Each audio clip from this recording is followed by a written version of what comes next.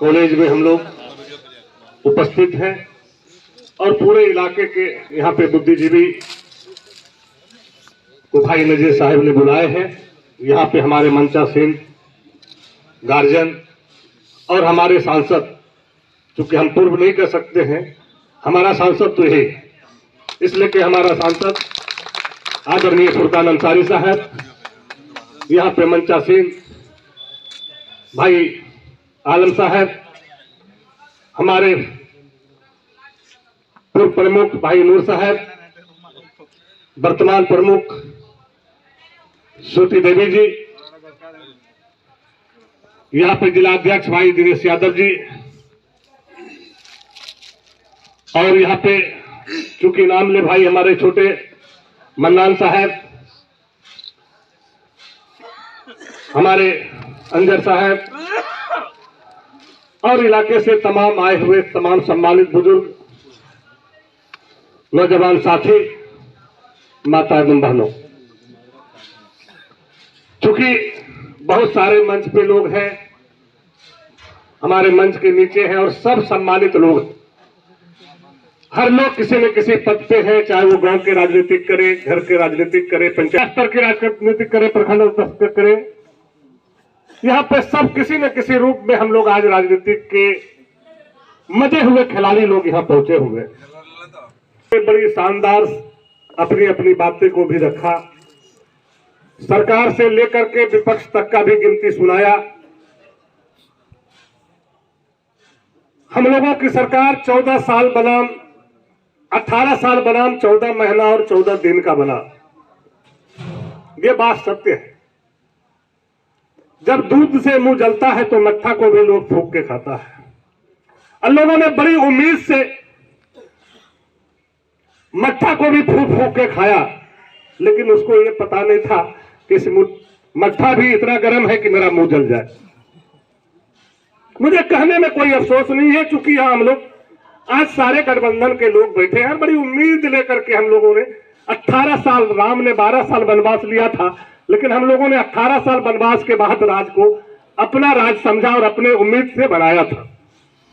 दुर्भाग्य है कि जिन्होंने अभी हमारे प्रखंड अध्यक्ष भाई आलमगीर आलम साहब ने बड़ा मुस्तैदी से, जितने जोश से माइक में आवाज देके बोला, हमको लगा पता नहीं माइक फटेगा कि क्या होगा, लेकिन माइक में आवाज देके बोलने से लड़ाई हम जीत नहीं सकते हैं।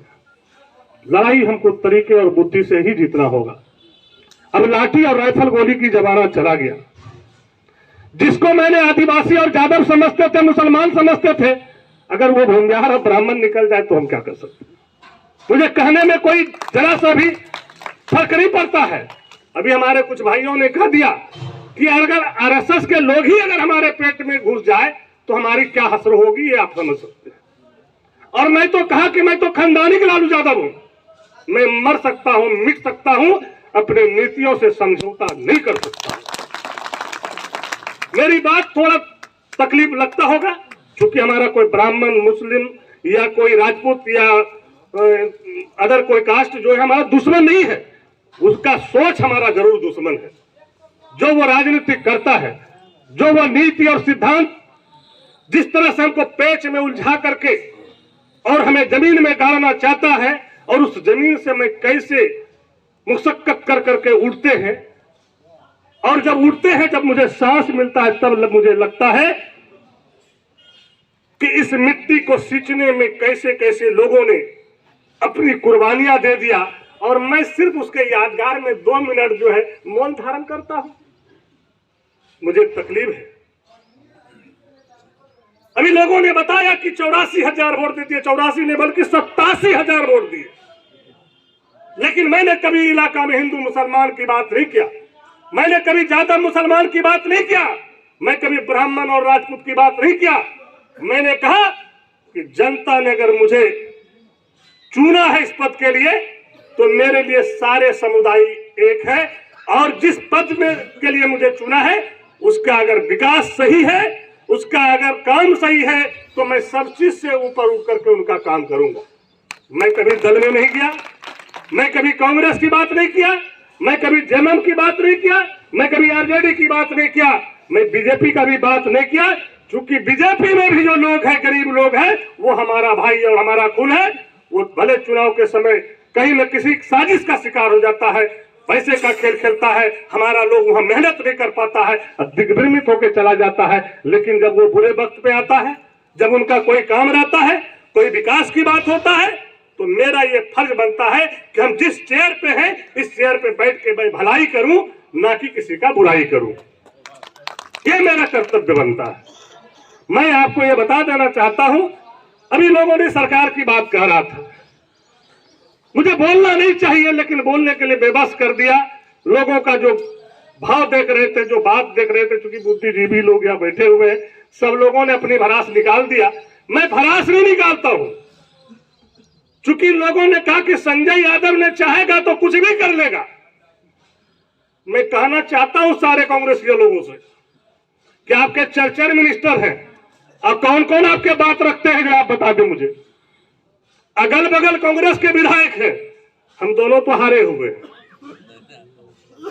हम दोनों हारे हुए। चूंकि कांग्रेस, भाई जब कांग्रेस और जेएमएम और जेडी में अंतर क्या है, लेकिन हम ये कहते हैं कि जब आप गठबंधन जब करते हैं तो कहते हैं हम यूपीए के हैं, और जब पद की बारी होता है, एक अवसर लाने की बारी होता है, तब कहते हैं हम कांग्रेसी हो गए, हम जेएमएम हो गए। हमारे फुरकान साहब ने क्लियर कट कहा कि जिला के मुख्यालय में अभी हम लोगों का कोई सुनने वाला माए बाप नहीं है। आज जरूरत है एक जिला में एक आदमी का जो जिला को कंट्रोल करे, तभी गठबंधन यहाँ पे जिंदा रह पाएगा। नहीं तो आने वाला दिन हम लोग का कोई सुनने वाला नहीं है।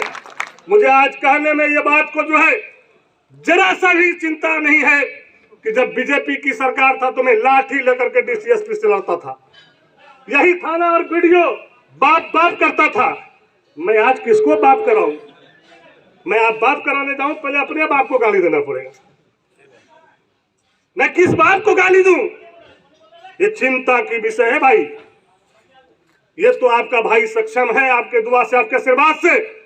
चूंकि हम लोग लालू यादव के फौज है, लालू यादव के सिपाही हैं, हम मर सकते हैं लेकिन झुक नहीं सकते। हम इधर उधर मुंह नहीं मार सकते हैं। मेरा वो चरित्र ही नहीं रहा है। मेरा चरित्र है कि हमारा नेता ने अगर एक आवाज दे दिया और उन्होंने कह दिया कि बेटा तुमको यही करना है, तो संजय यादव वही करेगा। चाहे उसके लिए आरएसएस का एक दुकान नहीं, कितना दुकान तोड़ना पड़ेगा मैं तोड़ दूंगा, लेकिन अपने नेता के आदेश के बाद मैं कुछ सुनने के लिए तैयार नहीं हूं। और आज क्या है, आज नेता को चाहिए गाड़ी पास का कंडीशन। कितना ट्रक पार हुआ, रात भर में दरोगा काउंटिंग करके देता है, और कितना हजार गिनती हुआ, आज यहाँ के नेता को ये चाहिए। जो गोड्डा में मेरे पहले भी हम कभी ऐसा नहीं सुने थे, और 20-21 साल 22 साल अब हमको हो गया, 22 साल में यह क्रम हम लोग नहीं सुने थे कभी कि ये सब भी होता है। अगर किसी का ट्रक चलता है वो किसका बेटा है, कौन सा गरीब है, कौन लोग है वो? किसी का ट्रैक्टर चलता है तो वो लोग कौन है? आप टेंडर कराइएगा नहीं, चोरी कराइएगा तो जो पैसा दिया, कमीशन दिया, उसका गाड़ी टप गया सैकड़ों में, और जो गरीब नहीं दिया उसका गाड़ी थाना में लग गया। उसके लिए वहां डीटीओ बैठा है, मोबाइल बैठा है, एमजाई बैठा है।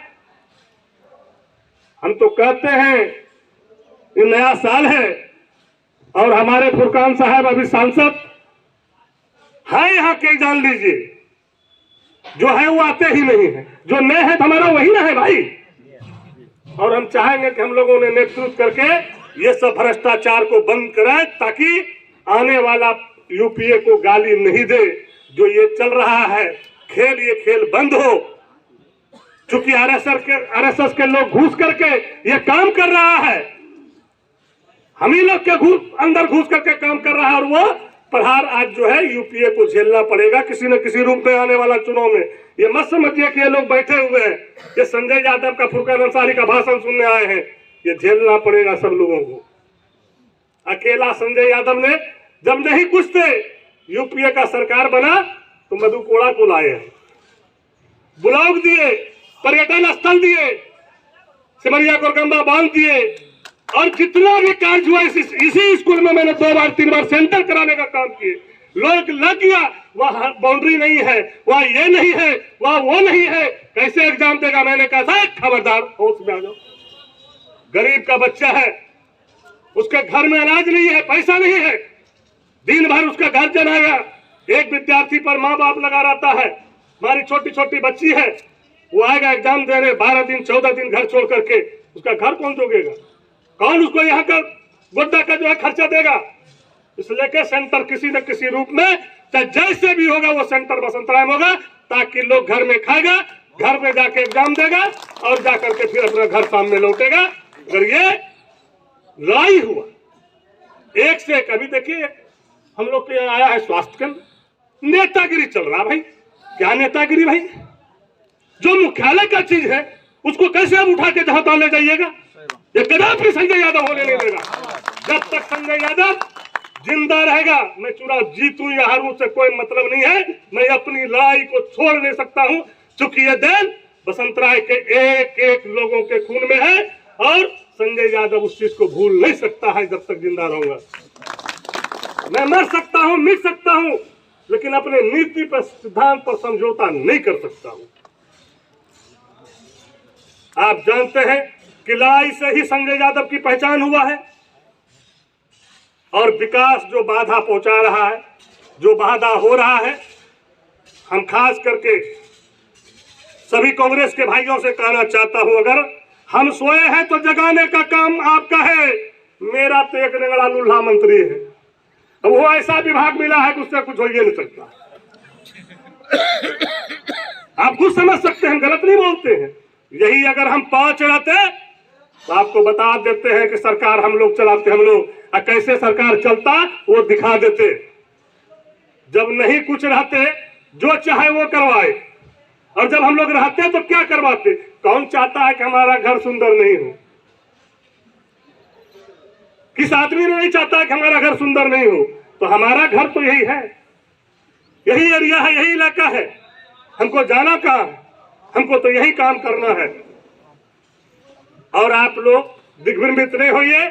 आप लोग को हम ये कहेंगे कि सरकार में जो आधा आधा पार्ट है, उस पार्ट के लोगों को, हमारे सम्मानित नेता फुरकान साहब यहाँ हैं, हम लोग के नेता हैं, हम चाहेंगे कि आप लड़िए और अपने मंत्रियों को कहिए कि आप अपने अपने विभाग में जो हारा हुआ मेले है उसके क्षेत्र में उसके मुताबिक अवसर दीजिए, ताकि जो है कंट्रोल रहेगा प्रखंड और जिला। ये नहीं कि जो मर्जी 100 रुपया लेकर जिसको मर्जी उसको बैठा दीजिए। ये मंत्री लोगों को भी हिदायत करना होगा। सिर्फ मंच पर भाषण माइक पकड़ के दे देने से काम चलने वाला नहीं है। आज आपको बारी है, जैसे कल आप बीजेपी से लड़ते थे, आज अपने लोगों से लड़ना होगा, तभी आपको न्याय मिलेगा और इंसाफ मिलेगा। नहीं तो बिना मांगे आपको कोई कुछ देने वाला नहीं है। अभी बोल दिए बड़ा गर्व से कि संजय यादव मेरा सक्षम है, तो उस समय यह लगता था कि बीजेपी वाला जेलो भेजबे थे, जय भाई सारा देखबे हमरा लाभ मिलते। अखरी में ककरा करियाबो से न बता सरकार बात तोरे लोग यह कहते रे तेरा जरूरत की पड़ी ले सरकार बात देख रहे इसलिए आज अपनो आदमी दूसरा दोस्त संजय यादव काहे कर काहे के जेल लड़बो जनता वास्ते आ जेलबाज बजावा लगो तो वो अपना वास्ते क्लियर बात बोले चुभा खोली खोली समझी ले तुरंत बढ़िया से। और हम चाहबो कि एक बार सब मंत्री बोलवाओ, यही नहीं पूरे राज्य में, ये सिर्फ गोड्डा की बात नहीं है, ये पूरे राज्य का दुर्दशा है। और जो स्थिति बना हुआ है, ऐसा चीज हम लोग खाएंगे कि नाम लेने वाला फिर यूपीए का नहीं बचेगा कोई। अगर अभी नहीं संभलेगा तो, नहीं सुधरेगा तो बता दे रहे हैं।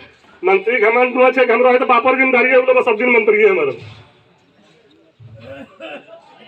लेकिन हरलार बात की नतीजा हो पता है। अब फरू बीजेपी वाला भेजते तो तुरंत income tax, sale tax, CBI जब दौरा करे लगता तो फरू कहते अब की गलती है, अब बचाओ, अब की गलती नहीं करबो, जे कर लियो से कर लियो। तो इस समय आने क्यों दोगे, ऐसा नौबत आने क्यों दोगे? संभलने का वक्त है, संभलिए। ये अंदर की बात बता रहे हैं। आज हम लोग को ये औकात नहीं है, ये तो आपका विधायक उतना है क्षमतावाद या ताकतवर या जिस भी बुद्धि से तरीके से छल पलच करके, ताकि आप हम इलाके का समाज का इज्जत बचा लेते हैं, कोई न कोई काम करा लेते हैं। आप लोग बोलते हैं किसी न किसी रूप में करा लेते हैं, तो मंत्री का विधायक मिले में लगे 6 दिन, तो हमारा नहीं की हाल होती। अब तक मुख्यमंत्री चले के लिए चल हेलीकॉप्टर स्टार्ट कर, या अगर करता हूँ हेलीकॉप्टर बुराई दिल्ली बैठाएगा। वो दिन भी देखा है लोगों ने। अभी कहने में डर लगता है साला मेरा सरकार है, ये स्थिति है। अभी काउंडेशन कमेटी बनाना चाहिए सरकार को। कहता है कि लालू यादव का सरकार है, शिबू सोरेन जी का सरकार है, सोनिया जी का सरकार है। काउंडेशन कमेटी बना है किस बात की सरकार? कैसे डिसीजन ले लिए?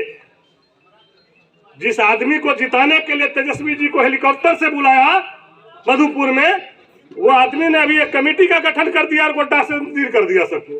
हाईकोर्ट गोड्डा का आदमी, गोड्डा विधानसभा का है जी, और जिताने के लिए अड़ी चोटी एक कर दिए।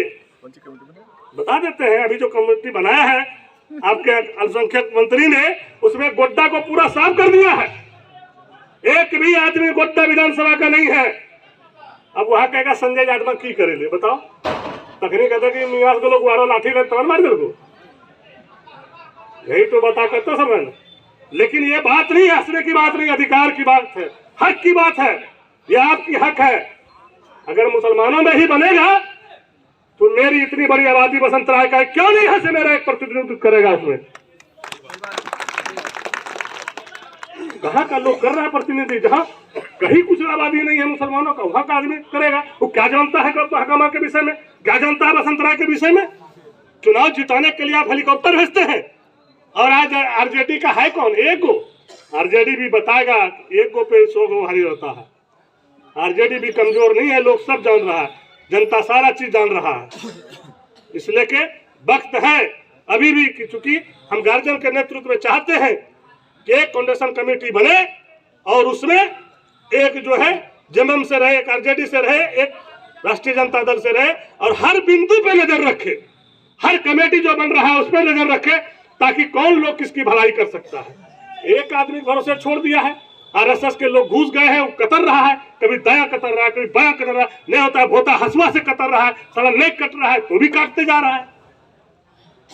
तो आरएसएस का तो काम है वही है, वहां से वो पढ़ाई करके वही आया है। हाफ पैंट वाला कितना बदमाश होता है तो हमको मालूम है, हम जानते हैं पैंट वाले को। और वो आदमी जो है समुच्चा को तोड़ मड़ोड़ के रख रहा है, इतना बढ़िया सजाया हुआ बगिया को जो है तहस नहस कर रहा है। इसलिए कि संभलने का वक्त है, संभलने की बारी है। 3 साल हम लोग के पास समय बचा है। हम चाहेंगे कि ये संदेश वहां तक जाए और हर 1-2 महीने में एक काउंडेशन कमेटी का मीटिंग हो और वहां पे निर्णय हो। उस मुताबिक जहां भी झलके किसी मंच पर, तो तीनों आदमी झलके हर मंच पे। जेएमएम, कांग्रेस, आरजेडी जो हमारा दाया बाया हाथ रहा है, इग्नोर करके अगर आप किसी को चलते हैं तो आप ये मत समझिए कि आप बढ़िया बन गए हैं। कमजोर होने में भी देर नहीं लगता है, तुरंत कमजोर हो जाइएगा। लड़के देख लीजिए एक बार, सब लोग अकेले अकेले समझ में आ जाएगा। इसलिए करके हम चाहेंगे कि भाई जितने भी मंत्री हैं उस मंत्री को आप लोग इसके माध्यम से एक कमेटी गठित करके हर जगह पदाधिकारी अपना बैठाए। अभी तो सुनबे नहीं करता, कौन पदाधिकारी आ गया अंधा कना बैरा लूल्हा निगड़ा, पूछिएगा आम तो बताएगा इमली, तो मान लेके भेजा है तो क्या करेगा वो?